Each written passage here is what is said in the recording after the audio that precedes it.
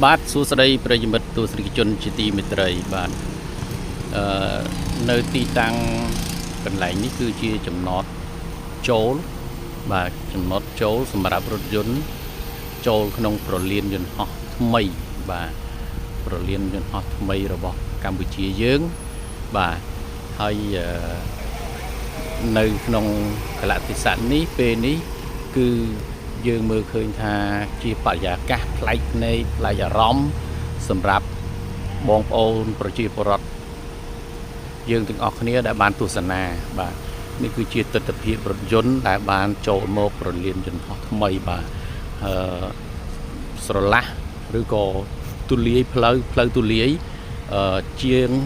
ប្រលានយន្តហោះចាស់នៅឯពោធិ៍ចិនតុងបាទទូលាយផ្លូវដូចមិនសូវជាចង្អៀតឬក៏មិនសូវជាផ្លូវគេហៅថាពិបាកចេញចូលដូចប្រលានយន្តហោះចាស់ទេបាទនៅក្នុងការអភិវឌ្ឍថ្មីនេះគឺហេដ្ឋារចនាសម្ព័ន្ធនៅក្នុងប្រលានយន្តហោះគឺមានផ្លូវទូលំទូលាយល្អបាទផ្លូវទូលំទូលាយល្អប្រព័ន្ធការរៀបចំសណ្ដាប់ធ្នាប់ក៏បានល្អបាទដែលធ្វើឲ្យងាយស្រួលសម្រាប់បងប្អូនប្រជាពលរដ្ឋក៏ដូចជាភ្ញៀវជាតិអន្តរជាតិដើម្បីចេញចូលឬក៏ចូលទៅជូនបងប្អូនមិត្តភ័ក្តិញាតិញោមទាំងអស់ដែលត្រូវឡើងយន្តហោះឬក៏ទៅទទួលបាទបងប្អូនសាច់ឈាមដែលត្រូវចុះប្រលានយន្តហោះចុះពីយន្តហោះចូលប្រលានថ្មីយ៉ាងនេះបាទផ្លូវមានទូលាយល្អបាទបរិយាកាសក៏ល្អនៅពេលនេះដែរគឺមានឡានរថយន្ត